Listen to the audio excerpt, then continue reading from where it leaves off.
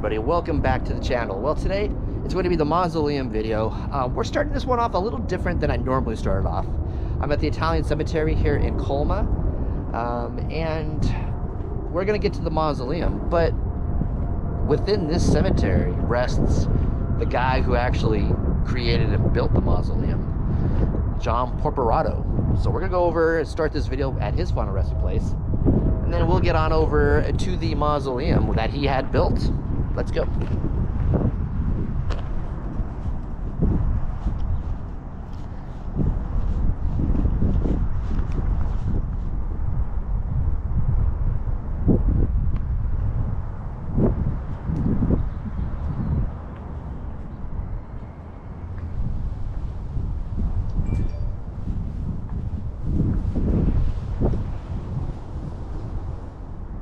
So as I stated, John was an architect.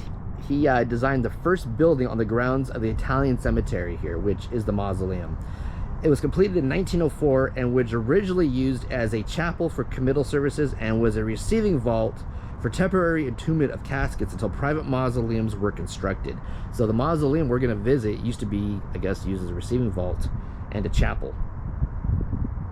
It was one of the first indoor mausoleums in Colma and the United States. Mr. Porperato's other projects included San Francisco Athletic Club and SS Peter and Paul's Church in North Beach, San Francisco. So let's take a look inside his real quick before we get on over to his creation, which is the mausoleum here.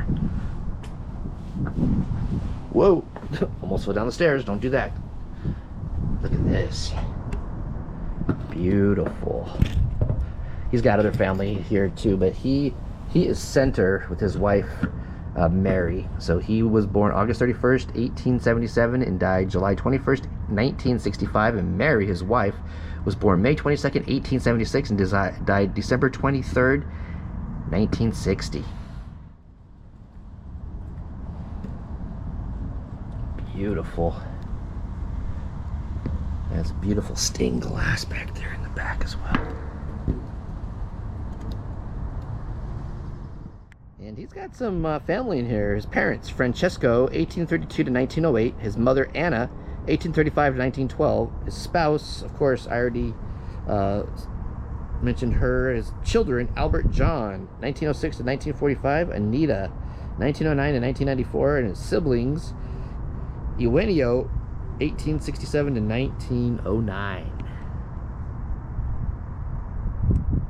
And this is one of the biggest and grandest in here too, rightfully so. This guy contributed a lot to this cemetery. Built the first indoor mausoleum in Colma, right here at the Italian cemetery. Well guys, who wants to see old John's creation? Who wants to go see the mausoleum he built? I don't hear you guys. Do you want to go see it? Alright, we'll go see it. Let's go.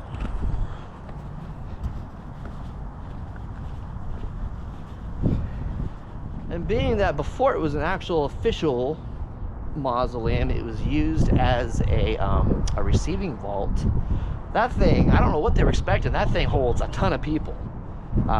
You know, that's probably the biggest receiving vault I've ever seen when it was used as one. That's, you know, usually when I've found them in the past, it's like a few spots, you know. So when they built this one, they built it real big, and you're gonna see.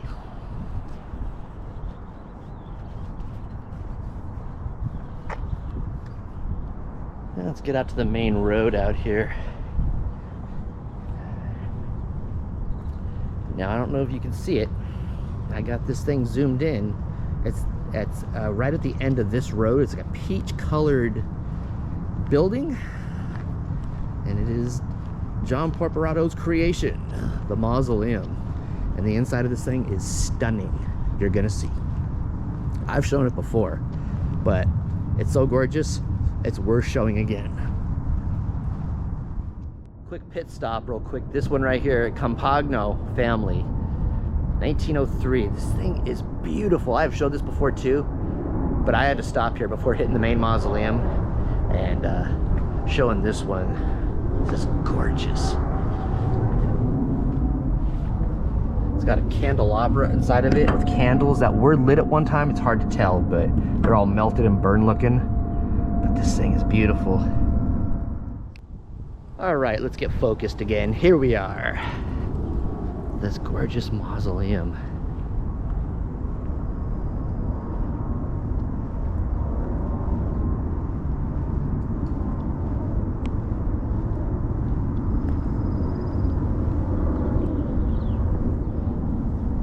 That could be the thumbnail right there for this video.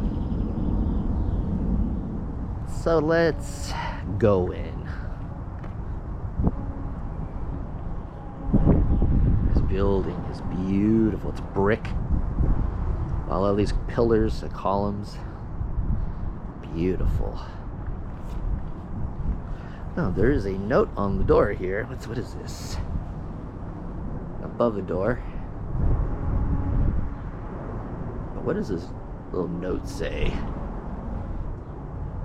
FedEx, this is not our office. Whoops, I guess there's been some boxes dropped in here at some point, obviously. Let's go in. You ready?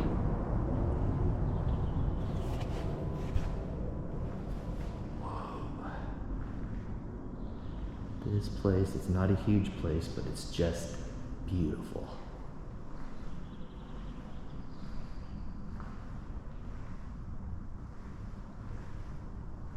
What John Porperato created.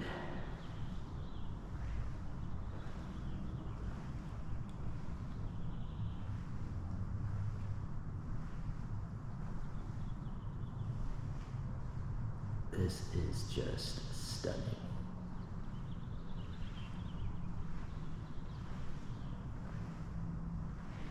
Let's look at some of these dates and stuff here. And they're numbered as well, too. Yeah, definitely. Whenever I have seen receiving vaults in the past, a lot of the spots were numbered because they were temporary.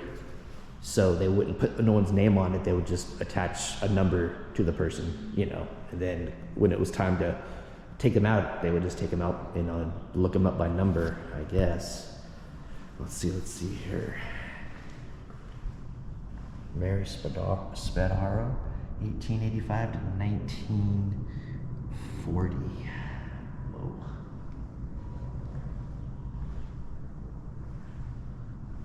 John Semenza, 1895 to 1941. These little planters are weird. They're kind of blocking the names as well.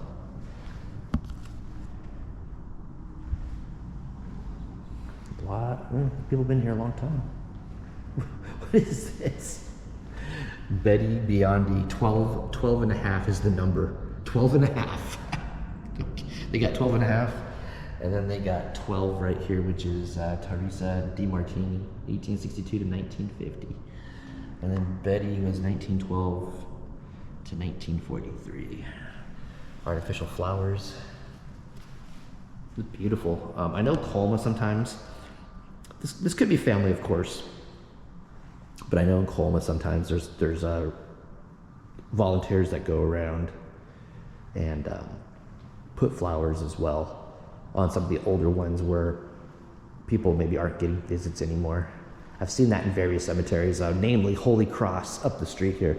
I've seen that more than once. Just these random people just putting flowers on just different graves. But I've seen it here before too.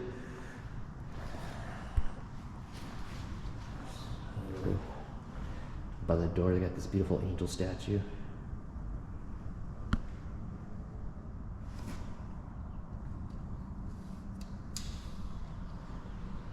And something they have interesting on the wall here, they have a receiving vault directory. I'm sure this is all the current people that are interred here as well. But they have the old receiving vault directory. When they built one this big, I don't know what they were expecting. To have a rush of people just maybe dying. Could have been the time period. There might have been a lot of illness. And maybe they just built it big, just in case. Or they were just intending all along to use it as a permanent mausoleum at some point. And there's got the names over here. So what do you guys think? Did they build it as a receiving vault this big? Maybe, probably originally intending. I think so. I'm leaning more towards that. It's just all the names and the numbers and the letters and everything. And here's this beautiful stained glass. Damn, I'm gonna have to take some pictures up in here too for the slideshow. Like I said, it's not real big. It's big, it's high, but like the little corridors are just not very big, as you can see here. I'm on the left side over here.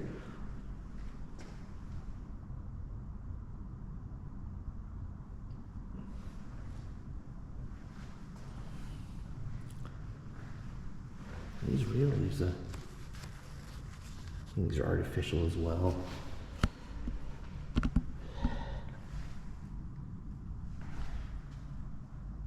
Beautiful.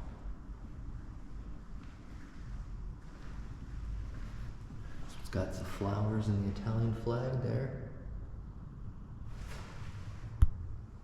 Mary Calori, 1892 to 1985.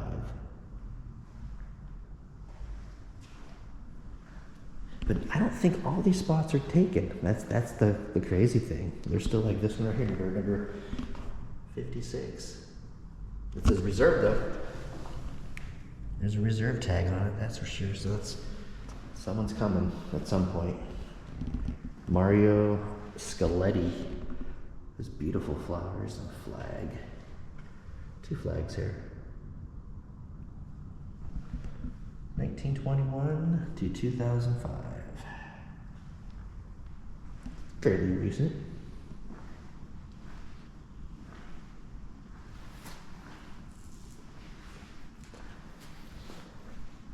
Giovanni Bali. Look at this one. Then there, some are numbered in letter. This one's D. Died 1929. And B down here is B also. Not B. No, that was D. This is B. There's no reserve tag on it, so I would assume that maybe that's free if you wanted to purchase it. And it looks like O as well. Doesn't look like it's spoken for.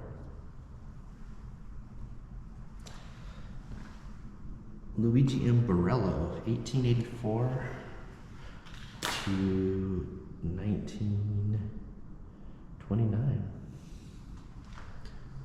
And this one's marked Q.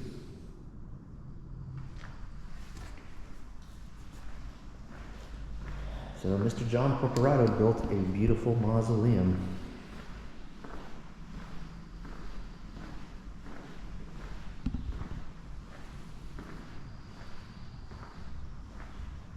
Let's go to the right corridor over here.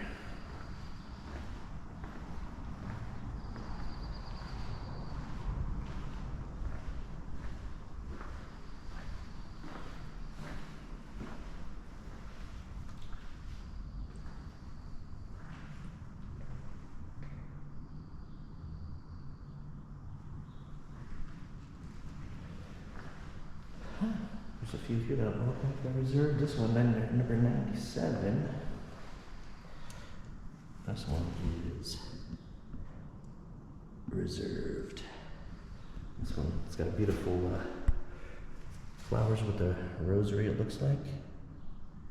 Carmina Ariani, 1889 and 1954. It looks like they started to reposition the flower pots to where they weren't in the way of the nameplate. Could have just been the length of the pot too. Maybe they started using shorter pots at some point. And number 99 is reserved.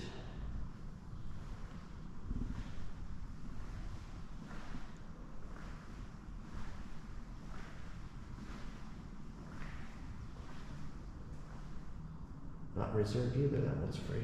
I guess to purchase possibly. And here is a couple right here, and they're the only two I think in here that have their pictures. Rosa Ramella, 1920 to 2009. There's a picture of Rosa. I love these old time photos. I've said it a million times. And Mario, her spouse, 1924 to 2017. Fairly recent on that one. And there's Mario.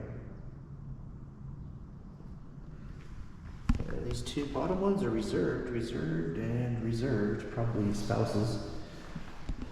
Of course, getting them together.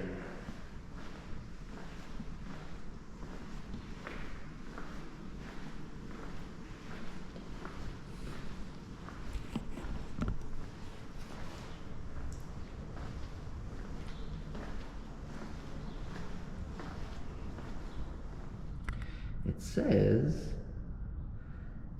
Duggins, Sarah, Frank and Sarah. It says children. Where's this one at? Let me see if I can find this one. I thought I saw that name over here. I saw it, Doug and Sarah. It's not officially inscribed on it. It's like on a label maker. And it said there was children. And that's it. It said children on it, on the directory. It says there's a couple here. Faringo Pharaoh, I think. And it says removed. One was removed in 67 and one was removed. So 41 and 59 receiving vault C. I do believe that's if I'm reading this correctly. So 41 and 59 on C. What are we at here? That's A.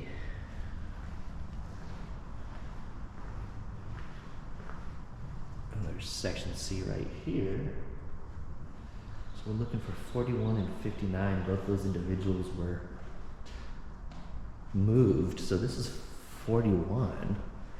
I do believe it's a different name. Perina Fiora, 1888 to 1967. So I guess somebody was removed and somebody was put in at 67. Interesting they even put that on the directory. And was it 59? This top one here. Serafina Belvedere, 1892 to 1977. So I guess those two spots, the original people were moved. I don't know why the current inhabitants did not get put on the receiving vault directory, but if I'm reading that correctly. And thank you all so much for watching. This is going to be the end of the video. Thanks for coming with me on this little adventure, finding out a little bit about the person who created it, and then visiting their final resting place, and then visiting their creation, which is this gorgeous, grandiose mausoleum. It's high, but it's just not very wide. It's kind of a smaller mausoleum, but it is beautiful, stunning. If you're digging this video, please give it a thumbs up. And if you're new to the channel, hit that subscribe button and click that bell icon. Therefore, you can be notified of all of my future uploads. Check out my links down below, all my social media. I am on Instagram, Facebook, Twitter, TikTok. You know where to find me.